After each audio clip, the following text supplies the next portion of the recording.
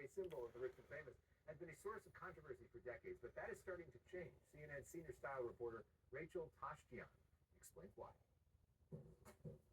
Walking the streets of New York, you're seeing fur coats everywhere. So what happened? How did fur come back into style? For most of its history, fur was the ultimate status symbol. But in recent decades, it's become controversial due to concerns around animal cruelty. But now consumers are realizing the merits of wearing vintage fur over faux alternatives, and it's making something of a comeback. The history of fur is the history of controversy. Humans began wearing fur over 300,000 years ago in order to keep warm, but over the centuries it became closely associated with power and wealth. As time went on, imitation fur and woven substitutes also grew alongside the fur trade to provide cheaper alternatives. And by the late 1800s, fur farming had expanded in order to make fur even more available to fashionable men and women. In the early 20th century, fur became a symbol of the aspiration and decadence of Hollywood. And that had a big impact on American women. By the 1950s, a mink fur coat was something that many American middle-class women aspired to own.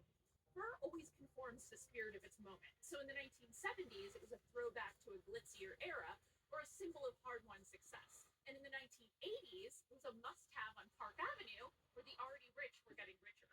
In the 2000s, Black musicians and actors were regularly seen wearing extravagant furs, challenging masculine fashion norms. Big Boy had a particularly iconic collection. By the beginning of the 21st century, animal rights groups began targeting the use of fur in fashion. And those efforts were largely successful. Brands like Chanel and Gucci have banned the use of fur.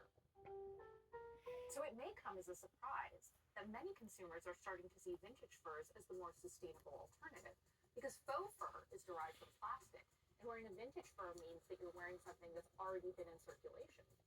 In fact, The Real says that searches for vintage fur coat are up a whopping 191%. And many designer brands continue to use shearling to make new coats because they're using something that's a byproduct of the agricultural industry, which means it would have been discarded anyways. Shoppers feel like it's glamorous or fashionable to make the more morally conscious choice because they're wearing something that's secondhand or is made with a more morally conscious material. Which makes you wonder whether we've exchanged the bragging rights of fur being about wealth to bragging rights of making a more ethical consumer choice. Would you wear fur? I don't think I would. Shagun would. You are watching The Story Is for our international viewers, World Sport.